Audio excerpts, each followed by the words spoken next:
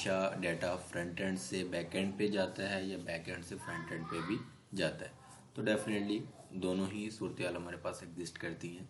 हमने front end से back and पे भी डाटा भेजना होता है और बैक एंड से फ्रंट एंड पे भी भेजना होता है। तो आज हम डिस्कस कर लेते हैं कि डाटा बैक एंड से फ्रंट एंड पे आप कैसे मूव आउट करते हैं।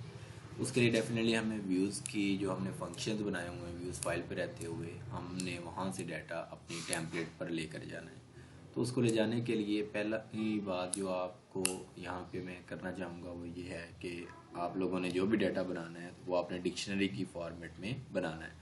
अब ये हमने पहले भी डिस्कस किया हुआ है कि डिक्शनरी जो है उसमें ये की वैल्यू पेयर्स होती हैं और जो की है उसके अगेंस्ट आपके पास वैल्यूज़ होती हैं। तो वैल्यूज़ जो है वो in the form of list भी आप लोग कवर अप करते हैं, मतलब उसमें आप लिस्ट भी रख सकते हैं। एक की है आपके पास नेम, तो उसके अगेंस्ट आप मल्टीपल वैल्यूज़ रखना चाहते हैं तो मल्टीपल वैल्यूज़ के लिए आप उसमें लिस्ट बना सकते हैं उसके साथ। तो हम वन बाय वन इसको कवर अप कर लेते हैं। यहाँ पे मैं आपको पहले प्रोजेक्ट की सेटिंग थोड़ी दिखा देता हूँ। यूआरएल्स है प्रोजेक्ट का और उसमें मेरे पास एक एडमिन का यूआरएल है और बाकी मैंने ऐप के यूआरएल्स को इधर इंक्लूड किया हुआ। तो ऐप के यूआरएल में मेरे पास सिर्फ एक ही है बाय डिफ़ॉल्ट का यूआरएल और उसको मैंने इंडेक्स से फंक्शन से एसोसिएट कर हुआ है।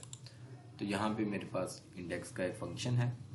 अब यहाँ पे मुझे डाटा जो है वो इस टेम्पलेट पे भेजना है, जो कि टेम्पलेट पे मैंने अभी कुछ भी नहीं लिखा हुआ, वेलकम टेम्पलेट है और उसके अलावा कुछ भी नहीं। मैंने टाइटल भी सेट नहीं किया, तो टाइटल भी सेट कर देते हैं बेशक मेन पेज या मेन टेम्पलेट के नाम से इसको सेव करते हैं। मेन टेम्पलेट के साथ इसको हम व्यूज़ पे जाते हैं।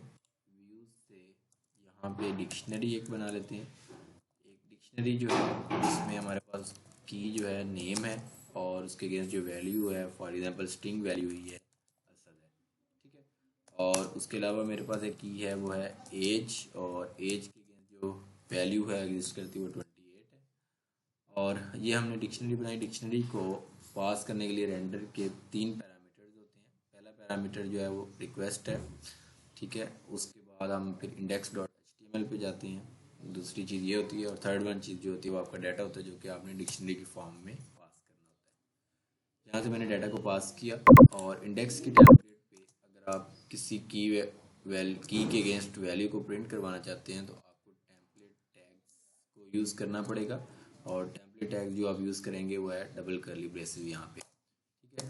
यहाँ पे आप की का नाम लिखेंगे तो यहाँ आपको वैल्यू उसके अगेंस्ट प्रिंट कर देगा। तो मैंने यहाँ पे लिखा नेम और हम इसको अब चलाते हैं नेम को। तो यहाँ नेम को चलाने के लिए मैंने Python manage dot run server CD में जाना होगा मुझे, माई प्रो प्रीवियस डायरेक्टरी में एग्जिस्ट करता हूँ मैं, Python manage dot py run server, और सर्वर यहाँ पे चला। अब सर्वर चलने पे वेलकम टेम्पलेट और नेम हमारी की है तो उसके अगेंस्ट वैल्यू आनी चाहिए प्रिंट होकर, वो असद होना चाहिए वेलकम टेम्पलेट असद। इस तरह से आप किसी भी की वैल्यू को अपने टेम्पलेट पे उसे शो आउट कर सकते हैं। अब नेक्स्ट हमारे पास आता है कि हम यहाँ हमारे पास मल्टीपल नेम्स हैं और असद और for example Ali and Usman. तो डेफिनेटली ये भी हम पास करेंगे तो वो एक लिस्ट की फॉर्म में नेम ही अगर आप ऐसे प्रिंट करेंगे तो ये आपको name in the form of ये लिस्ट प्रिंट कर देगा यहाँ, ठीक है। अब हम चलते हैं नेक्स्ट टेम्पलेट टैग्स पे और हम करेंगे यहाँ पे क्या कंडीशनल स्ट्रक्चर्स और लूपिंग भी लग सकती है टेम्पलेट में, लग सकती है वो भी। हम ये कुछ कर लेते हैं कि एज के अगेंस्ट हम कुछ कंडीशनल स्ट्रक्चर्स बना लेते हैं। हम कहते हैं इफ़, अब ये कंडीशनल स्ट्रक्चर लगाने के लिए हमें टेम्पलेट टैग जिसका सहारा लेना पड़ेगा वो ये वाला है, ठीक है। इफ़ उसके बाद हमारे पास एज। अब यहाँ पे क्वेश्चन आता है कि ये जो की है इसकी वैल्यू लेने के लिए तो हमें डबल करली ब्रेसेस लगानी पड़ती है, लेकिन ये वाला टेम्पलेट टैग जो है वो इतना स्ट्रॉन्ग है, ये ऑटोमेटिकली ही वैल्यू ही ले आएगा। तो एज ग्रेटर देन और इक्वल टू 28 है तो हम कहते हैं कि पर्सन जो है H3 टैग में हम लिख लेते हैं, हेडिंग टैग होते हैं ये H1 H2 H3 S1, उसमें हम कह देते हैं कि यू आर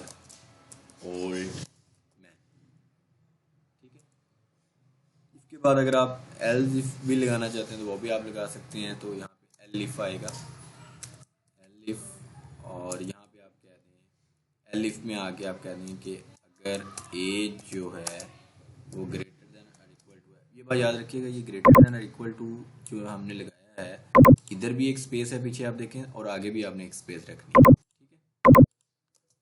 अगर वो 15 है और 15 के बाद हम उसे कह देते हैं कि यहाँ पे H3 और यू आर यंग, और इसको हम क्लोज कर देते हैं। लास्ट वन मैं कहता हूँ जी मेरा एल्स का टैग है, और मैं एल्स का टैग बनाकर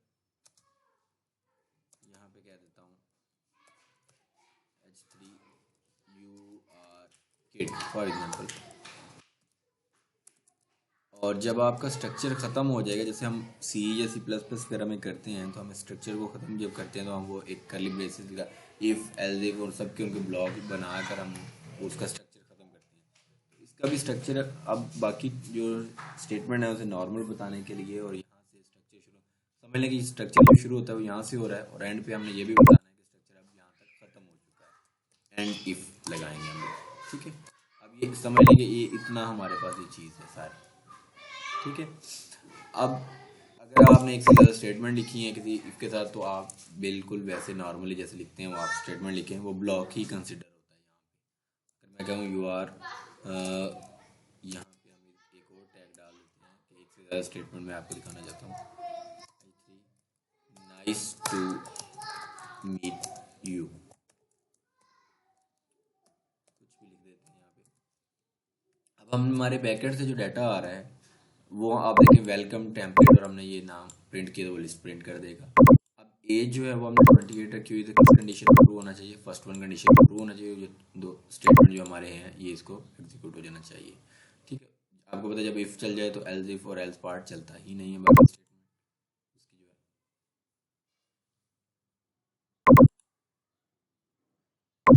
you are old man, nice to meet you, और नाइस टू मीट यू भी दोनों स्टेटमेंट ही हमारी एग्जीक्यूट हुई, ठीक है। इस तरह से इसका मतलब ये हुआ कि यहाँ पे वो ब्लॉक ही कंसिडर होता है। एंड इफ के बाद आप अगर कोई भी स्टेटमेंट लिखेंगे तो वो नॉर्मल स्टेटमेंट कंसिडर ही होगी, और हम कहते हैं बाय बाय, इसका कोई इफ से ताल्लुक नहीं है, बाय बाय। अगर हम एज पीछे से चेंज कर देते हैं और एज हम कह देते हैं यहाँ पे फॉर एग्जांपल 17, तो अब हमारी आउटपुट जो एक्सपेक्टेड आउटपुट है वो होनी चाहिए यू आर यंग और बाय बाय, क्योंकि वो एक ही statement you are young bye bye. Hope so आपको इफ स्ट्रक्चर यूज़ करना आ गया होगा।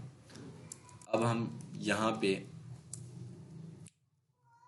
करते हैं लूप कैसे लगाते हैं। फॉर एग्जाम्पल हम कहते हैं जी यहाँ पे हम एक बनाते हैं h1 टैग, और हम कह देते हैं यहाँ से h1 टैग क्लोज हेडिंग 1, सबसे बड़ी हेडिंग जो है वो h1, all the names are.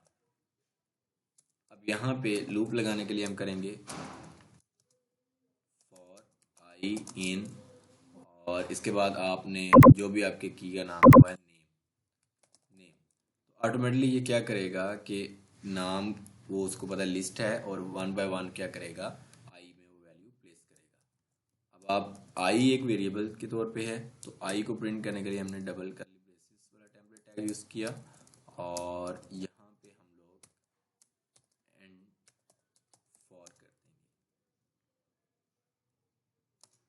ठीक है। सॉरी ये नहीं आएगा, एक एक ही आएंगे। जैसे एंड इफ है वैसे एंड फॉर भी है, हमें बताना पड़ता है कि यहाँ पे हमारी चीज़ें वो ख़त्म हो रही हैं। फॉर द टाइम बिंग सिर्फ मैं आपको दिखाने के लिए इसको कमेंट कर देता हूँ, कंट्रोल और क्वेश्चन मार्क वाला जो आपका बटन है इसको आप करेंगे। अच्छा, उसके बाद हम इसको रन करते हैं अब, और Ali, all the names are Asad Ali Usman, ठीक है। आपको नाम शो हो रहे हैं वन बाय वन, और अगर आप इसमें लाइन एक लाइन के बाद दूसरा नाम शो करना चाहते हैं तो यहाँ पे आप बी एड का टैग भी यूज़ कर सकते हैं। असद अली उस्मान। ठीक है, इस तरह से अब आप चाहें तो अच्छा, टेबल जब बनाते हैं तो टेबल बनाते हुए आपको पता है कि जो हेडिंग होती है वो एक बार ही होती है। तो जो आपने डाटा शो आउट करने के लिए चीज़ करनी होगी ना, तो वो आप कोशिश करेंगे कि आप डाटा आइटम्स जो हैं, यानी कि जो चीज़ रिपीट हो रही है उस पे लूप लगेगी।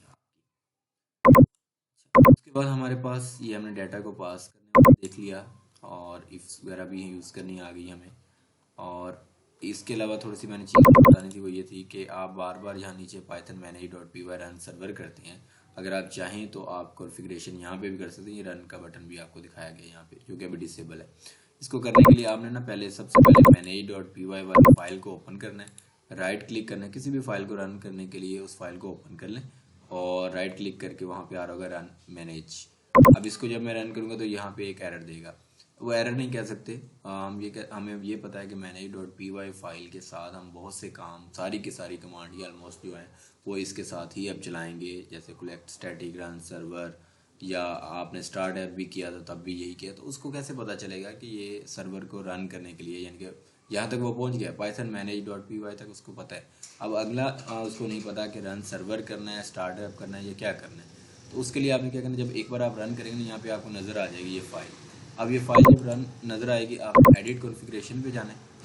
एडिट कॉन्फ़िगरेशन में यहाँ पे पैरामीटर्स लिखा हुआ है, तो यहाँ पे आपने कहना है रन सर्वर लिख देना, वो जो पैरामीटर अप्लाई कर देंगे, ओके कर देंगे। अब आप बेशक इस फाइल को बंद कर दें या जो भी है, आपने यही फाइल सेलेक्ट है मैनेज, तो यहाँ पे रन करेंगे तो ये सर्वर को स्टार्ट कर दिया करेगा। यहाँ पे क्लिक करें तो ये आपका सर्वर